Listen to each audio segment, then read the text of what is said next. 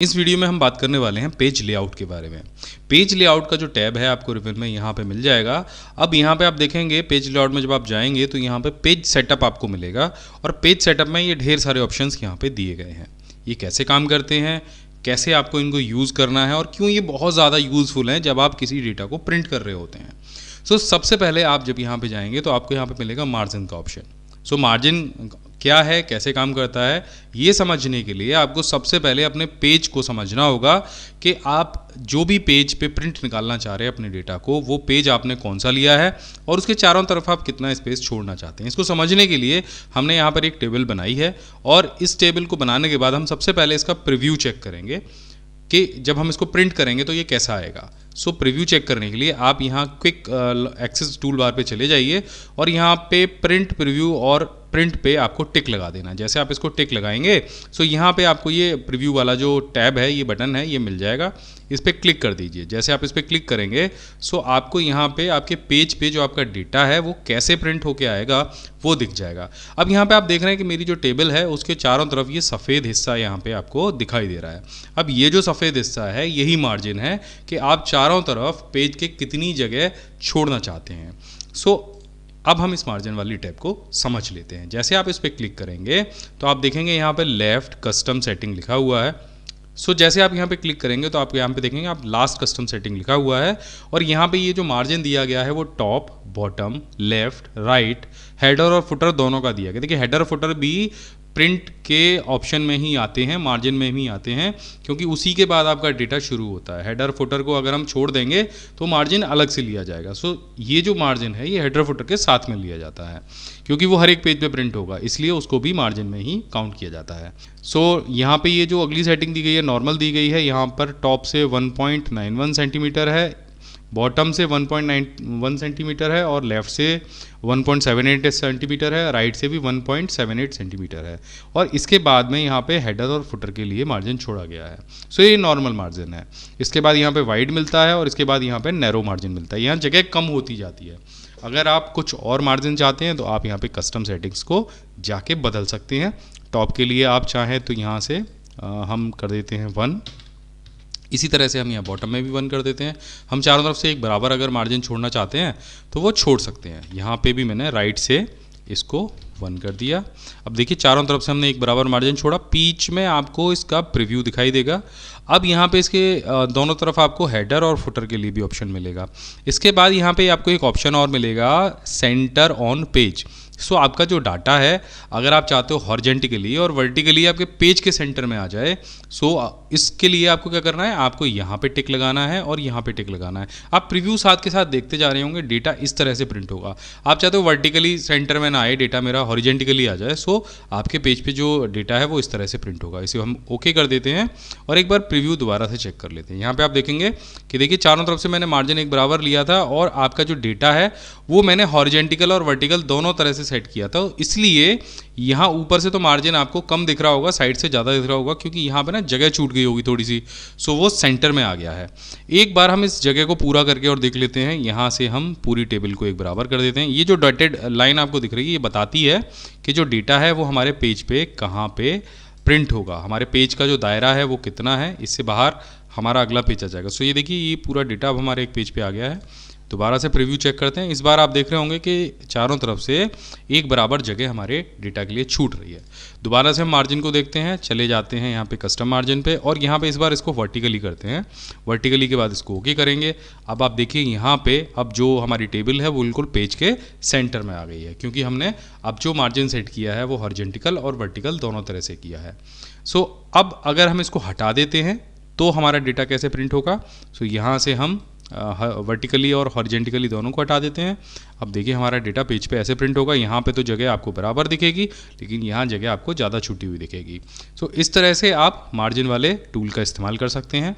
इसके बाद जो अगला ऑप्शन हमें मिलता है वो मिलता है ओरिएंटेशन का। अब ये क्या होता है, ये पेज के आप पेज पे अपने डेटा को कैसे प्रिंट करना चाहते हैं। देखिए पोर्ट्रेट की जब मैं बात करूं तो वहाँ पे जो पेज है, जैसे कि आप प्रीव्यू में देख रहे हैं कि खड़ा हुआ पेज है और वो पोर्ट्रेट प्रिंट होगा, यानी आपके पेज लंबाई में प्रिंट होगा। और यहाँ पे जो आप लैंडस्केप का ऑप्शन जो देख रहे हैं, वहाँ पे जो आपका प्रिंट होगा वो चौड़ाई में होगा। एक बार देख लेते हैं। पोर्ट्रेट तो हम देख ही चुके हैं, प्रीव्यू में इस तरह से आएगा, आपका डेटा यहाँ पे ऊपर आएगा। अब हम लैंडस्केप में एक बार देख लेते हैं। यहाँ से जैसे आप इसको लैंडस्केप करेंगे सो पेज की सेटिंग बदल जाएगी और आपका जो डेटा है वो इस तरह से आपके पेज पे प्रिंट होगा। यहाँ पर जो आप अभी पेज देख रहे हैं, ये पेज का जो साइज़ है वो लेटर साइज़ है। आमतौर पे आपको मार्केट में लेटर नहीं मिलता, आपको A4 और लीगल 2 साइज़ के पेपर मिलते हैं। सो आप उसको भी चेंज करेंगे, उसको हम जानेंगे कैसे बदलते हैं।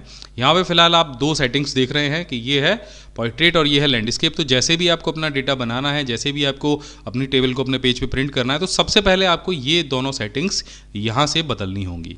इसके बाद जिसकी मैं बात कर रहा था कि साइज़, आपको अपने पेपर का साइज़, अपने प्रिंटर में जो पेपर है वो यहाँ पे सेट करना है। मार्केट में जैसे मैंने बताया कि 2 साइज़ के पेपर मोस्ट पॉपुलर हैं, पहला A4 और दूसरा लीगल। सो इनको आपको लेना बहुत ज़रूरी है, क्योंकि अगर ये आपने डिस्टर्ब कर दिया, मान लीजिए आपने लीगल साइज़ को सेलेक्ट कर रखा है और A4 साइज पे आप प्रिंट निकाल रहे हैं, तो क्या होगा कि आपका प्रिंट आपके पेपर से बाहर चला जाएगा, वो कट जाएगा। मैं एक बार लीगल करके आपको दिखाता हूँ कि लीगल पेज की साइज़ कुछ ज़्यादा लंबी होती है। यहाँ पर आप देख रहे हैं कितना लंबाई में है। और अगर अभी इसी को हम A4 ले लेते हैं, यहाँ से देखिए, यहाँ से हम ले सकते हैं। सो आप देखेंगे ये छोटा हो जाएगा।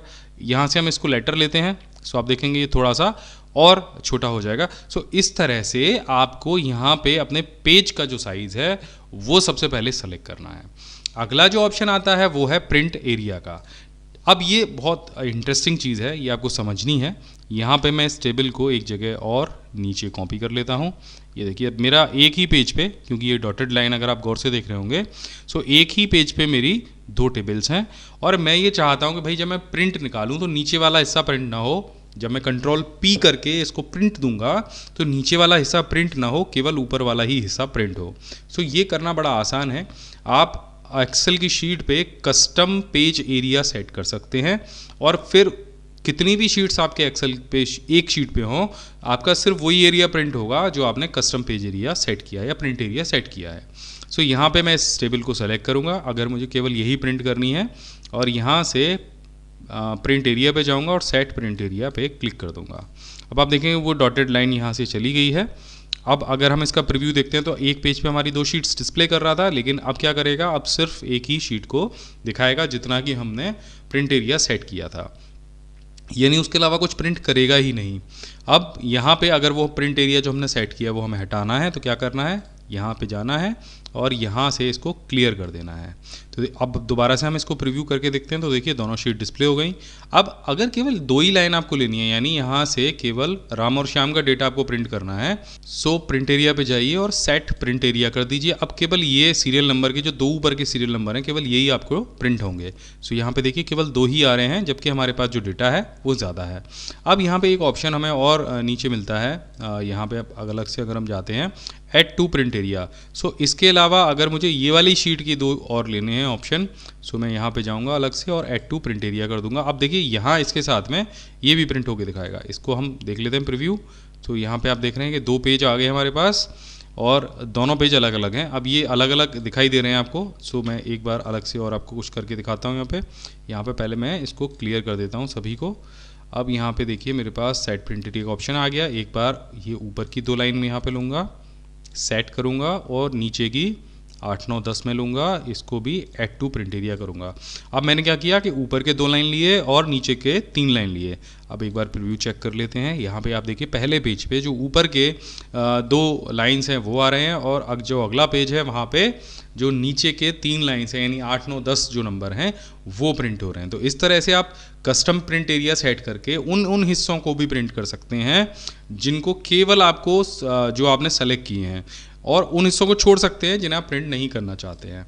और इस सब को हटाने के लिए आपको सिंपल क्या करना है, आपको क्लियर कर देना है। सो आप देखेंगे जैसा आपका पेज पे आपने डेटा टाइप किया है वैसा प्रिंट होने लग जाएगा। सो इसका जो अगला ऑप्शन है वो है ब्रेक का। आप देख रहे हैं कि मैंने एक ही पेज पे 2 शीट्स बनाई हैं, 2 डेटा चार्ट बनाया या टेबल हम इसको बोल सकते हैं।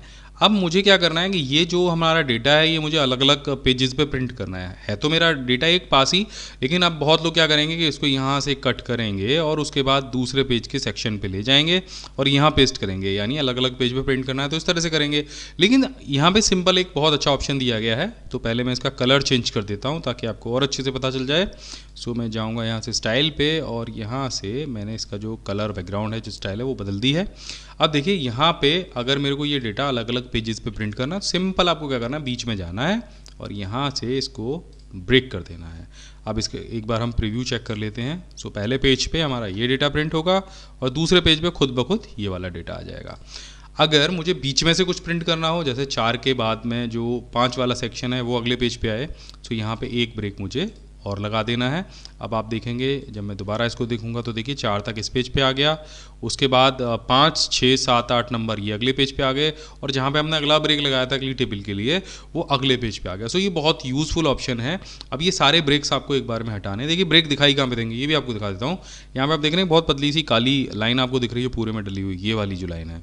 सो ये ब्रेक्स है और ब्रेक आप कितने भी लगा सकते हो अपनी टेबल में, जहाँ जहाँ आपको प्रिंट करना हो। एक यहाँ पे भी लगा के दिखा देता हूँ आपको। सो इसमें 4 पेज बन जाएंगे प्रिंट करते समय, ये बहुत यूज़फुल रहेंगे। सो एक ब्रेक मैंने और लगा दिया। अब इसको प्रीव्यू को हम चेक करेंगे। सो पहला पेज, दूसरा पेज, तीसरा पेज और चौथा पेज। सो ये जो ब्रेक है वो क्या करेंगे, आपका डेटा तो एक ही टेबल में रहेगा लेकिन उनको अलग अलग पेज पे प्रिंट करने में आपकी हेल्प करेंगे। सो यहाँ से हम इस ब्रेक को हटा देते हैं। यहाँ पे रीसेट ऑल पेज ब्रेक जैसे आप करेंगे तो जो सारे ब्रेक हैं वो आपके हट जाएंगे और आपका डेटा जैसे आपने बनाया था वैसे आपका प्रिंट हो जाएगा। सो यहाँ पे अगला जो ऑप्शन है वो है बैकग्राउंड का। यहाँ पे अगर आप अपनी शीट को कुछ अपना अलग सा लुक देना चाहते हैं तो आप बैकग्राउंड को यूज़ कर सकते हैं। तो यहाँ से बैकग्राउंड पे आप क्लिक करेंगे और यहाँ से हम ऑनलाइन कुछ सर्च करा लेते हैं। ऑनलाइन हम करा लेते हैं कंप्यूटर को सर्च और एंटर करते हैं। अब यहाँ पे ढेर सारे कंप्यूटर आ गए, किसी को भी आप सेलेक्ट कर लीजिए। मान लीजिए मैं ये वाला ले लेता हूँ और इंसर्ट कराता हूँ। अब आप देखिए आपकी बैकग्राउंड में वो जो पूरी इमेज है वो यहाँ पे दिखने लग गई। अब इसका मतलब ये नहीं है कि ये इमेज बैकग्राउंड में दिख रही है तो ये प्रिंट भी होगी। जब आप प्रिंट प्रीव्यू चेक करेंगे तो आपका जो प्रिंट आपने जितना टाइप किया है उतना ही दिखाई देगा। ये तो बस एक फॉर्मेटिंग है जो आपकी वर्कबुक को मिल जाएगी, एक थीम है जो आपकी वर्कशीट को मिल जाएगी। सो अगर आप ये करना चाहते हैं सो आप बैकग्राउंड पे वो इमेज लगा लीजिए, और अगर आप नहीं करना चाहते हैं तो उस इमेज को आप हटा सकते हैं। मुझे ज़्यादातर जो बैकग्राउंड्स हैं वो बिल्कुल वाइट ही अच्छी लगती है एक्सेल की वर्कशीट पे, सो मैं हमेशा इसको यहाँ से वाइट ही रखता हूँ। सो इसके बाद जो हमारा अगला ऑप्शन बचता है वो है प्रिंट टाइटल्स का। अब यहाँ पे ये जो टेबल आप हमारे पास देख रहे हैं ये हमने थोड़ी सी बड़ी कर ली है। आप देखेंगे ये 2-3 पेज तक जा रही है और इधर भी निकल रही है। सो पहले तो हम इसको सेट कर लेते हैं एक ही पेज पर, थोड़े से हमें ये कॉलम एक बराबर करने होंगे।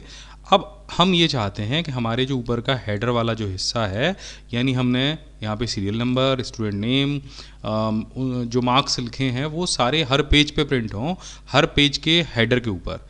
मैं आपको थोड़ा सा और समझा देता हूँ कि पहले तो मैं इसको कर लेता हूँ यहाँ से लैंडस्केप, और अब आप यहाँ पे देख रहे हैं कि जो हमारी टेबल है पहले पेज पे तो आप यहाँ पे देखेंगे जो सीरियल नंबर हैं वो बिल्कुल ठीक आ रहे हैं, ऊपर इसके हेडिंग आ रही है।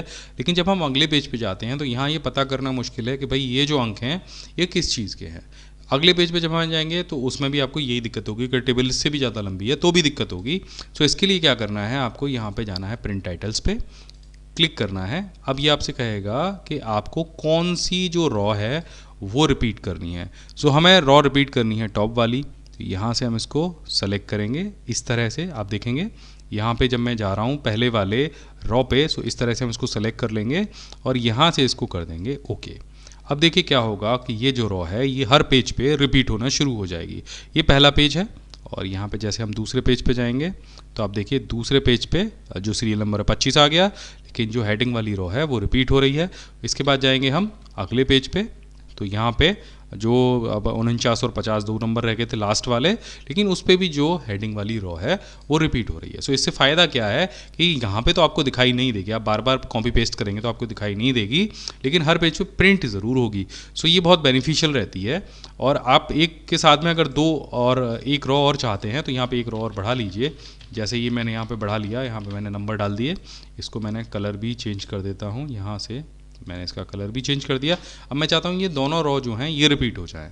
सो दोबारा से मुझे क्या है, मुझे जाना है लेआउट पे, यहाँ पे प्रिंट टाइटल्स पे मुझे जाना है और यहाँ पे इसके सिलेक्शन की बजाय ये दोनों हम सेलेक्ट कर लेते हैं और इसे यहाँ से ओके कर देते हैं। अब ये दोनों रो हर पेज पे रिपीट होंगी।